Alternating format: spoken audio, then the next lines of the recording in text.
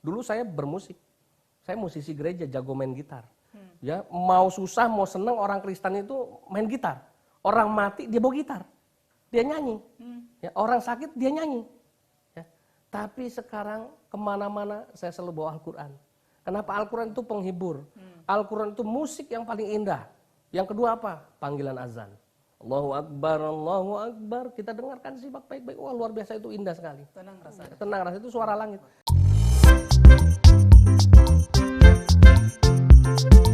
Assalamualaikum warahmatullahi wabarakatuh. Ketemu lagi di channel Adama Entertainment, channelnya tentang video Islam dan juga kisah mu'alaf. Sebelum mulai, jangan lupa untuk like dan juga subscribe ya. Tanpa panjang lebar, ayo kita saksikan. Ada waktu itu pendeta studi saya, namanya Om Ruslim, biasa dipanggil di gereja waktu itu. Bilang begini, Islam itu virus. Kalau virus ini nggak dicegah, maka virus itu bisa menjangkit kalian. Sekarang apa proteksi yang harus kalian lakukan berdua? Kalian tuh maksudnya saya dan mama. Karena ini masih berdua yang belum menjadi Islam. Betul. Ya. Kemudian kami bertanya sama gereja, apa yang kalau begitu harus kami lakukan sebaiknya? Nah, maka disarankan bahwa kalian harus keluar dari rumah itu. Nggak boleh satu rumah lagi dengan orang yang sudah murtad dari Yesus. Maka kamu harus pindah, harus keluar rumah, nanti kita siapin tempat, nggak usah kamu pikir tentang kehidupan kamu. Gereja nanti yang akan memberikan kehidupan sama kamu. Akhirnya oke, kami setuju-setuju aja. Namanya biasa, kita biasa hidup di gereja. Saya juga dulu disebut sales gereja gitu ya. Mama saya juga penginjil, kenapa harus khawatir kan begitu.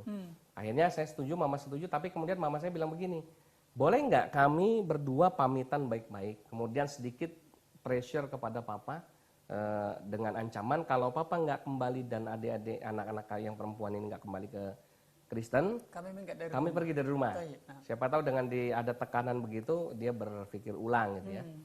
Oke deh, kalau sekedar pamit nggak apa-apa kan gitu kan. Ya udah, kami kembali ke rumah dan mereka pamit-pamit, kemudian pengen pergi dari rumah. Nah kemudian di situ mulai terjadi inilah pembicaraan awal. Jadi mama membuka dengan papa bahwa ini dari gereja dan kami sudah memutuskan bahwa kami akan pergi dari rumah kalau papa dan anak-anak, maksudnya adik-adik saya 2 perempuan itu, meneruskan di Islam. Ya, kami akan pergi dari rumah ini. Tapi kalau mau kembali ke Kristen, kita akan tetap sama-sama. Gitu ya. Jawaban papa saya yang waktu itu cukup mengherankan saya adalah, dengan santai dia bilang, ya sudah kalau begitu keselamatan masing-masing aja, nggak apa-apa. Bilang gitu. Itu yang membuat saya sebetulnya gregetan, gemes. Karena sosok papa waktu itu yang saya kenal, yang saya tahu adalah orang yang sangat penyayang sama keluarga. Kok ini tiba-tiba dengan seenak dia bilang begitu? Saya kan nggak rela. Akhirnya kemudian saya bilang, emangnya apa sih di Islam yang membuat papa itu sampai kekeh ya mempertahankan Islam walaupun kehilangan anak dan istri? Mungkin juga bertanya, was, kayaknya papa ini sudah tidak sayang lagi sama anak Iya, tadi. sebetulnya salah satunya itu. Cuma pertanyaan saya seperti itu modelnya, bukan terus terang gitu ya. Iya, nah. Jadi saya tanya, kenapa, ada apa di Islam kok sampai membuat papa itu sampai itu tadi ya, tega ya kepada anak dan istri. Papa cuma bilang, loh, karena yang papa miliki sekarang ini adalah sebuah kebenaran. Dan kebenaran itu mahal harganya. Dunia dan isinya pun tidak sanggup membeli kebenaran ini. Mama bingung, emangnya apa yang benar kan gitu ya. Nah, kemudian kalau kalian siap mendengarkan, papa akan jelaskan. Nah mulailah, oke silakan jelaskan sama kami. Kalau sama pendeta-pendeta papa nggak mau jelasin, karena tadi jawabannya nunggu hari kiamat itu kan gitu ya. Sama kami jelaskan lah, kenapa jadi Islam, kenapa meninggalkan Yesus. Nah papa mulai membuka dialog itu dengan satu kalimat sederhana. Sebetulnya papa itu tidak meninggalkan Yesus. Dengan menjadi muslim, papa itu menjadi pengikut Yesus yang sesungguhnya. Mana bisa, jelas yang namanya pengikut Yesus itu orang Kristen. Makanya orang disebut Kristen, artinya apa? Dari kata Kristus, pengikut Yesus, kan begitu. Mana ada orang Islam kan Muhammad nabinya. Betul, nah. Kan bilang gitu kan? Enggak, karena banyak sekali ajaran-ajaran Yesus yang dilakukan Islam tidak dilakukan orang Kristen. Ya. Contoh, Yesus disunat ketika umur 8 hari di kitab Lukas pasal 2 ayat 21. Bunyinya itu, dan ketika genap 8 hari ia dalam kurung Yesus, ya, disunat.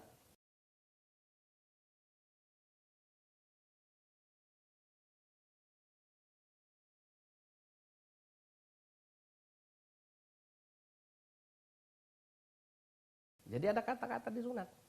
Mana orang Islam? Mana orang Kristen? ya, mayoritas orang Kristen tidak mau disunat karena Paulus melarang sunat itu. Ya, ada memang dari mereka yang disunat, tapi alasannya bukan alasan teologis, tapi alasan medis, ya, karena untuk kesehatan. Tapi kalau menurut iman Kristiani, ya Paulus bilang dilarang disunat, maka mereka sampai sekarang banyak yang nggak disunat. Nah, tapi Muslim semua laki-laki wajib disunat. Ya, berarti satu hal membuktikan bahwa orang Islam mengikuti ajarannya Yesus. Yang kedua, Yesus mati pakai kain kafan. Ya, Lukas pasal 23-53 di Perjanjian Baru itu. Ya. Dan ketika ia menurunkan mayat itu, ia mengafaninya dengan kain lenan, lalu menguburkannya di dalam bukit batu. Ini beberapa yang masih saya hafal, tidak semuanya udah lupa memang sekarang gitu ya. Tapi kemudian dirubah sama tradisi gereja. Ya, tradisi gereja sekarang upacara pemakaman orang Kristen berbeda dengan yang dilakukan zaman Yesus ketika mati di kayu salib. Tuhan mereka mati dikafani dulu kain lenan. Kalau sekarang mungkin namanya kain mori kan begitu. Tapi tetap sama-sama dikafani, ada tulisannya di Injil itu. Sampai sekarang masih ada. Nah, kenapa sekarang matinya justru pakai jas, pakai dasi, ya? Ada salon mayat, ya. Matinya lebih ganteng daripada masih hidupnya. Betul. Kan gitu ya. Ini kan ironis. Jadi orang Islam yang mengikuti Yesus kan gitu ya. Kemudian lagi salah satu lagi misalnya yang lazim yang umum sudah kita dengar, orang Islam tidak boleh makan babi, diharamkan makan babi. Ya, tapi orang Kristen makan babi itu boleh-boleh saja. Karena Paulus bilang semua makanan itu halal. Jadi nggak ada yang haram buat orang Kristen. Padahal sudah jelas di Imamat 11 ayat 7, Ulangan 14 ayat 8, di sana ditulis haram makan babi. Tapi alasan orang Kristen haram makan babi yang ditulis di Injil itu, di Alkitab itu babi hutan. Karena sekarang teksnya berubah, juga babi hutan. Kalau Alkitab sebelum tahun 70, tulisannya cuma juga babi. Jadi semua babi. Kemudian yang edisi revisi setelah tahun 70 ditulis juga babi hutan. Jadi ada kata hutan yang sekarang di Injil yang dipegang sama orang Kristen sekarang sudah ada tambahan babi hutan. Jadi yang dilarang babi yang di hutan, Ustadz. Ya, kalau babi yang di pejagalan, yang dipelihara boleh kan gitu. Oh, gitu. Baik. Nah, ini alasan mereka.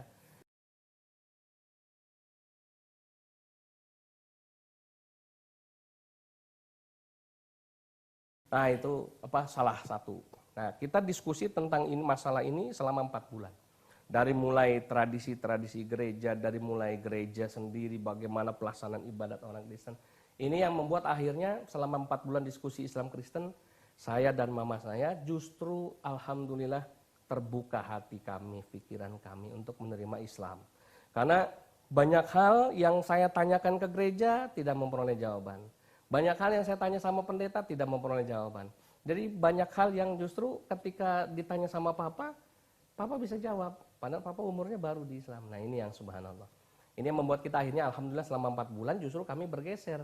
Kami lebih senang kok mendengarkan kisah tentang bagaimana kebenaran Islam daripada tentang Kristen. Setiap ditanya nggak bisa jawab. Saya tanya sama pendeta studi nggak bisa jawab. Tanya sama yang lain nggak bisa jawab juga. Buntu semuanya.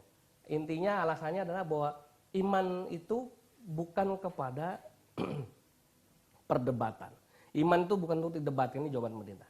Iman itu untuk diyakini, dipercayai 100%, tidak boleh ada keraguan-raguan. Cuma itu aja. Ya sudah, ini selalu ditelan mentah-mentah. Walaupun ada 1000 pertanyaan, tidak perlu bertanya karena jalan pikiran Tuhan tidak sama dengan jalan pikiran manusia. Itu jawabannya.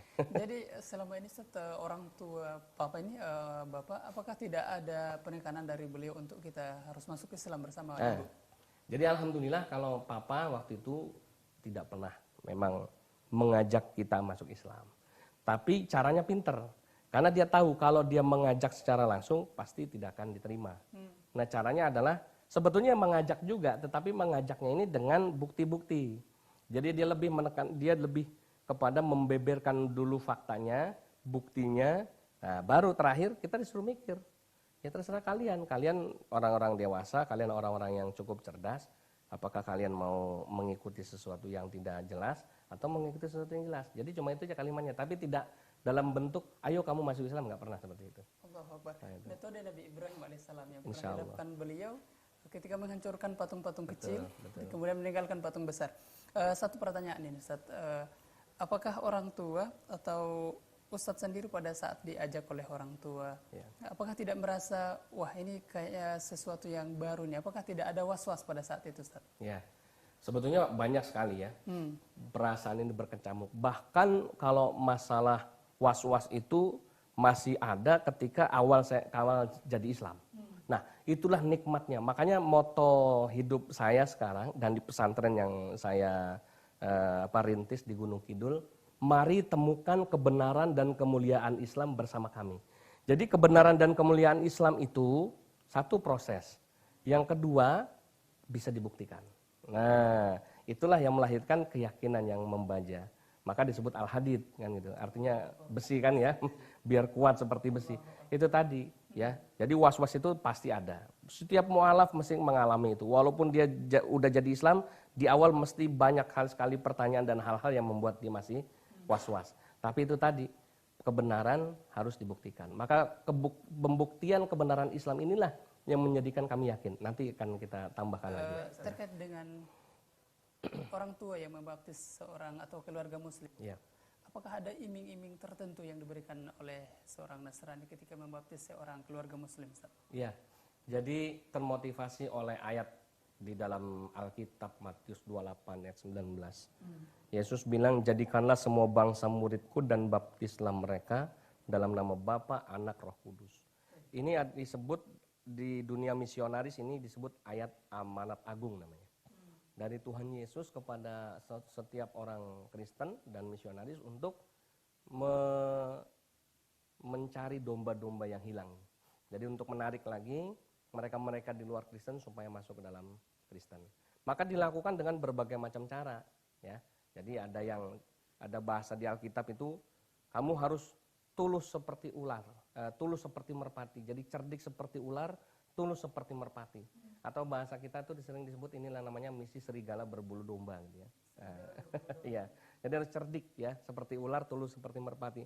Maka aplikasi di lapangannya yang dilakukan oleh para misionaris tentu bagian-bagian tertentu ada yang menjalankannya dengan bantuan-bantuan ya, seperti sembako ya. Ya sembakonya minimal beras, mie instan ini kan yang paling gampang ya.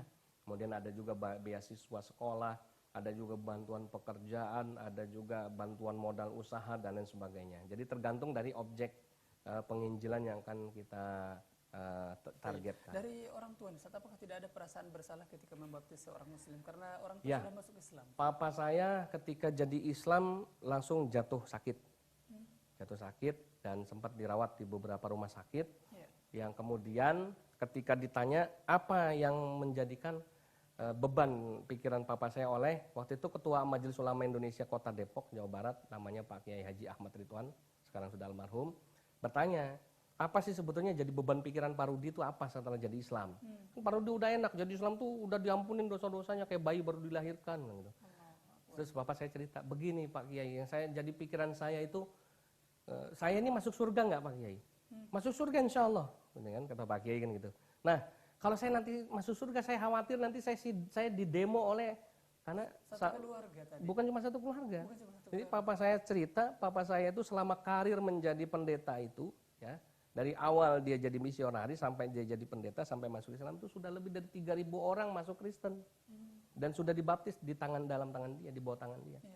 Jadi saya membayangkan 3.000 orang yang pernah saya Kristenkan itu berdemonstrasi sama saya, ya, itu gara-gara dia. Harusnya saya yang masuk surga, dia yang masuk neraka kan gitu. Ini gara-gara dia, akhirnya saya masuk neraka, kok dia masuk surga kan gitu. Itu yang jadi pikiran papa saya, akhirnya sampai sakit. Nah kemudian Pak Kiai ketawa, Pak Kiai menjelaskan, Pak Rudi di surga nggak ada orang demonstrasi seperti di kita. Nah kalau begitu yang harus saya lakukan apa supaya saya ini tenang hati saya. Nah kemudian Pak Kiai, disitulah untuk pertama kali saya mengenal istilah dakwah. Ya, jadi Pak Kiai menjelaskan Pak Rudi dan keluarga sekarang harus berdakwah baik kepada orang-orang yang pernah dikristenkan maupun dakwah kepada orang Islam juga kepada orang-orang yang belum jadi Islam. Jadi dakwahnya itu 3 itu. Nah, jadi alhamdulillah ketika tanggal 23 Februari 2003 papa saya dipanggil Allah meninggal. Beliau sudah berhasil mengembalikan sekitar 70 orang lagi untuk kembali ke Islam dari yang pernah dimurtadkan tadi itu ya. Jadi the power of dakwah adalah berbagi. Ustaz. Ya, betul sekali, alhamdulillah. Taib. Tadi disebutkan ada 3 tipe. Dakwahnya dikhususkan kepada orang Islam mungkin atau mempertahankan bagaimana iman itu harus dijaga, kemudian kepada non Muslim. Iya, betul. Itu mengajak mereka untuk masuk Islam. Iya, betul sekali. Baik, satu pertanyaan terkait dengan ajaran ini, Ustaz, dari Bapak Zulkifli dari Aceh. Iya. Assalamualaikum warahmatullahi wabarakatuh, Ustaz. Waalaikumsalam warahmatullahi. Di dalam Al-Quran itu ada perintah untuk membangun sebuah masjid. Nah, kalau misalkan di Nasrani, apakah di dalam Injilnya ada juga perintah untuk membangun sebuah gitu ya. gereja? Iya. Terima kasih, ini pertanyaan menarik. Jadi kalau di Islam membangun semua masjid itu adalah perintah dari Allah dan Rasulullah, kan gitu ya. Baik. Jadi hadisnya terkenal man bana masjidan banallahu baitan fil Fil jannah. jannah, Allahu Akbar. Tapi kalau di Kristen apakah ada perintah bangun gereja? Ya akhi, dimanapun antum berada, jangankan perintah bangun gereja, kata gereja saja di dalam Injil itu tidak ada. Jadi boleh dicek, dicari, ditanya sama orang Kristen, bahkan sampai Sri Paus sekalipun, ya di Alkitab yang mereka pegang itu perjanjian lama maupun perjanjian baru, tulisan gereja saja tidak ada. Jadi bagaimana perintah bangun gereja kalau tidak ada tulisannya aja? Beda dengan kita di masjid. Kata masjid di dalam Al-Quran disebut berkali-kali. Contoh aja misalnya di surat At-Taubah 18 kan. Innama ya'muru masajidallah, ditulis kata masjid. Ya kan? Awal surat Al-Isra ya tentang Isra Mi'raj ya, dari mulai Masjidil Haram, Masjidil Aqsa, semua disebut kata masjid. Jadi menandakan bahwa masjid ini adalah tempat ibadah yang sah, legal, langit, dunia dan akhirat gitu ya, bukan cuma sekedar di dunia saja. Tapi kalau gereja, tidak ada kata gereja di dalam kitab sucinya orang Kristen. Karena gereja itu berasal dari bahasa Portugis, asal katanya igreja, yang artinya tempat berkumpul. Maka sekarang orang Kristen sekarang banyak aliran-aliran Kristen yang mendefinisikan gereja itu tidak mesti harus satu bangunan yang ada salibnya, ya kemudian seperti ini bentuknya. Ruko bisa dijadikan gereja, mall bisa dijadikan gereja, kan begitu sekarang. Diskotik sekalipun bisa dijadikan gereja sama mereka dan lain sebagainya. Itulah kelebihan Islam. Baik, satu penelpon kita terima dulu di pagi hari ini. Halo, Assalamualaikum. Waalaikumsalam warahmatullahi wabarakatuh. Iya, Bapak Bustanuddin di Solo, silahkan Pak. Assalamualaikum Ustaz. Waalaikumsalam warahmatullahi wabarakatuh. Begini ya, kita baca Al-Quran, kata-kata Yesus tidak ada ketemu dalam Al-Quran. Ya. Kemudian yang kita ketemui Nabi Isa. Apakah kapan berubahnya Nabi Isa ini berubah menjadi Yesus, Ustaz? Kemudian ibadah-ibadah orang Kristen sekarang ini, apakah betul-betul menurut syariat yang dibawa oleh Nabi Isa? Begitu, mohon penjelasannya Ustaz. Baik. Ya. Sebab kalau sekarang ini umat Kristen kan hari Minggu ke gereja. Ya. Apakah Nabi Isa dulu menetapkan hari Minggu kamu ke gereja? Mohon penjelasannya Ustaz. Perubahan Yesus menjadi Isa ini, Isa ini menjadi Yesus, Ustaz. Tolong penjelasannya. Baik. Assalamualaikum warahmatullahi wabarakatuh. Waalaikumsalam warahmatullahi wabarakatuh. Di dalam Al-Quran tidak pernah disebut kata-kata Yesus. Yang ada Nabi Isa, bagaimana ini, Ustaz? Yesus itu kan bahasa Indonesia, Pak. Ya, jadi kalau dicari di Al-Quran tentu nggak ketemu karena Quran berbahasa Arab. Kata Yesus itu bahasa Indonesia. Di dalam Injil sekalipun yang ada tulisannya Yesus itu kan yang terjemahan bahasa Indonesia. Sedangkan bahasa Ibraninya bukan Yesus, ya. Tapi ada kata Yesua di sana, gitu ya. Nah, jadi ini permasalahan transliterasi bahasa, jadi dari bahasa asli kemudian menjadi bahasa Indonesianya, ya. Nah, tapi saya tidak mengupas dalam tentang itu karena saya bukan ahli bahasa, karena ini perlu waktu khusus. Tapi nanti kalau Bapak mau hadir jam 8 nanti ada acara seminar nasional perbandingan agama yang mengupas salah satu topiknya adalah tentang Yesus menurut Islam dan menurut Kristen. Nah, nanti jam 8 di Gedung LAN lantai 2 di Jalan Baruga apa tadi ya, agak lupa. Nah, itu Bapak bisa hadir ya. Jadi atau nanti mungkin dicari informasinya tentang hasil makalahnya. Ada makalah saya, tulisan saya tentang Yesus dalam perspektif Islam dan dalam perspektif Kristen. Itu lebih detail di situ. Kemudian kalau masalah perbedaan ajaran sekarang orang Kristen yang tidak sama lagi dengan Nabi Isa, jelas ya. Jangankan itu tadi di dalam gereja, jangankan tentang ajaran yang namanya gereja tadi yang saya jelaskan, yang tidak ada dalam teks aslinya saja berani mereka imani, kan gitu. Apalagi hal-hal lain, ya banyak sekali. Ya kalau bahasa kita itu bid'ah yang dilakukan oleh orang Kristen, ya yang sudah tidak sesuai lagi dengan ajaran Yesus yang asli. Nah ini yang jadi kita prihatin, ya. Maka bersyukurlah kita orang Islam karena pedoman kita Quran dan juga Sunnah Rasul yang sudah jelas ada standarisasinya semuanya itu. Baik, Ustaz. Di dalam ini penanya dari Purwokerto ini, Ustaz. Ya. Di dalam kitab Injil, apakah ada juga larangan untuk tidak mengkonsumsi babi dan seterusnya, Ustaz? Termasuk minuman keras atau bagaimana, Ustaz? Ya, tadi saya sudah sebut ada di kitab Imamat 11 ayat 7 tentang larangan makan babi. Iya. Ya.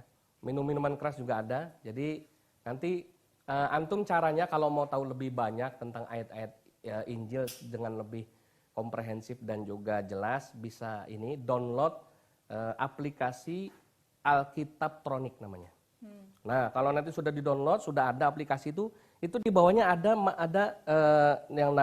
ini konten tentang searching ayat. Masukkan aja di situ tentang misalnya minuman keras gitu, atau khamar atau minuman beralkohol. Klik aja nanti, klik pencarian, nanti muncul di situ.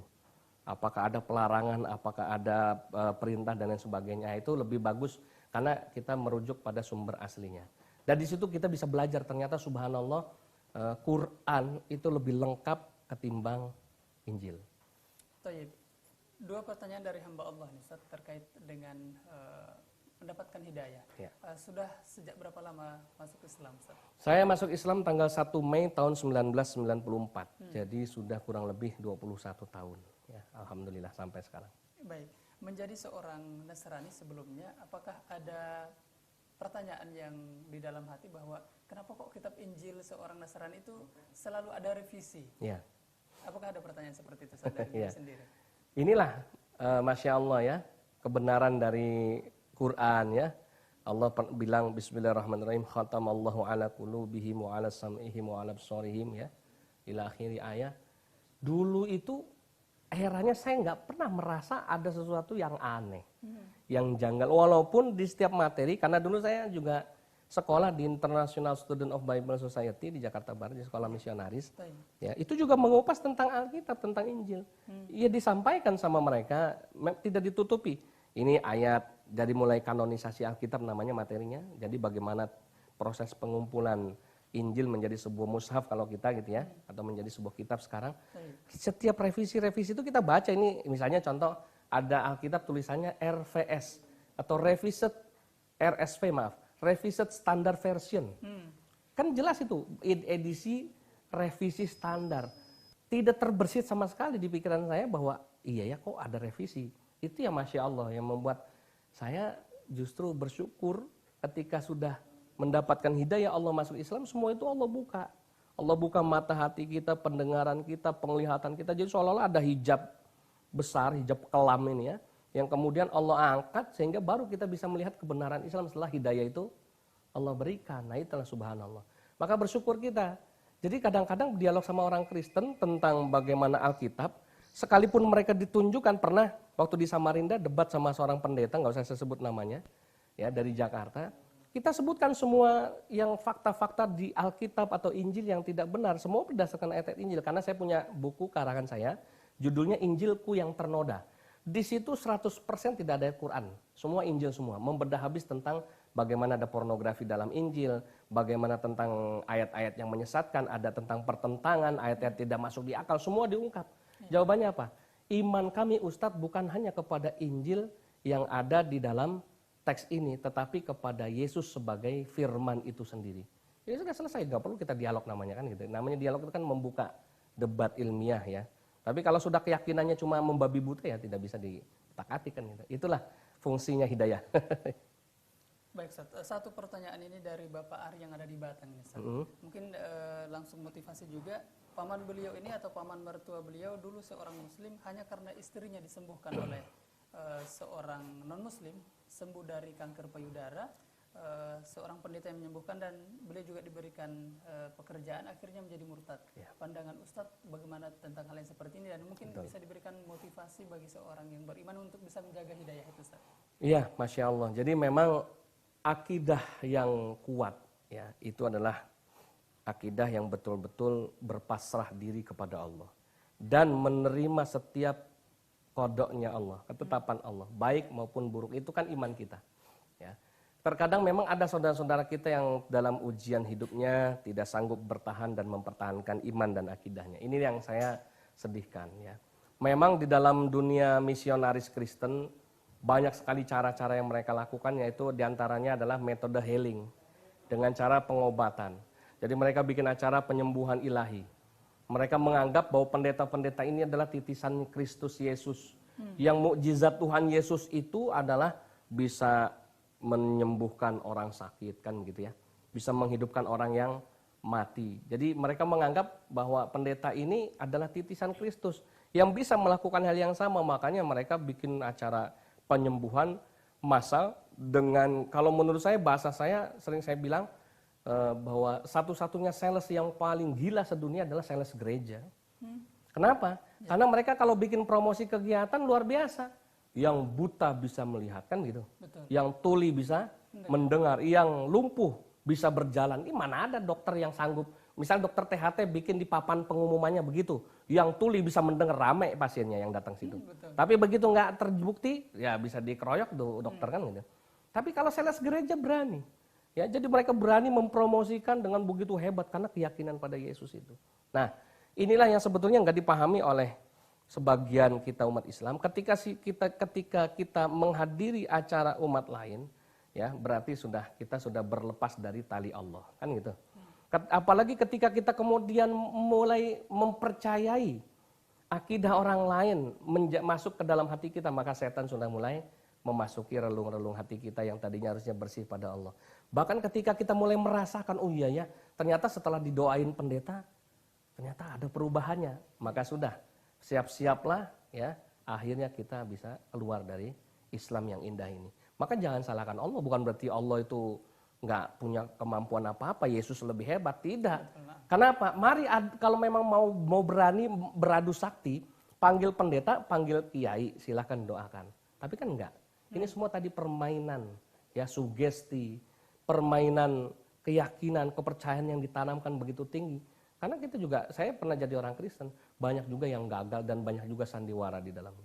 Itu yang nggak diketahui oleh kita orang Islam, sehingga kita tertarik, akhirnya terjerumus, bahkan murtad tadi. Maka saran saya, jaga akidah kita, jaga iman kita. Kalau kita sudah yakin iman pada Allah, kepada ketetapan Allah, maka ketika dikasih sakit sekalipun, bahkan sampai mati sekalipun, ya kita tetap Islam. Wala tamutunna illa wa antum muslimun. Jangan karena sakit kemudian pindah agama, ini namanya mau enaknya aja jadi Islam, kan itu nggak mau susahnya. Baik. Masya Allah ya. Satu pertanyaan ini Ustaz, setelah masuk Islam, apakah Ustaz mengalami kesusahan atau keluhan setelah memeluk Islam itu? Allahu Akbar, setiap kesulitan, kesusahan itu pasti ada. Tapi Masya Allah, saya merasakan nikmat. Itulah tadi. Kalau hidayah itu sudah kuat, ya. Saya pernah jadi tukang sampah gara-gara jadi Islam. Saya pernah jadi penjaga sekolah gara-gara jadi Islam.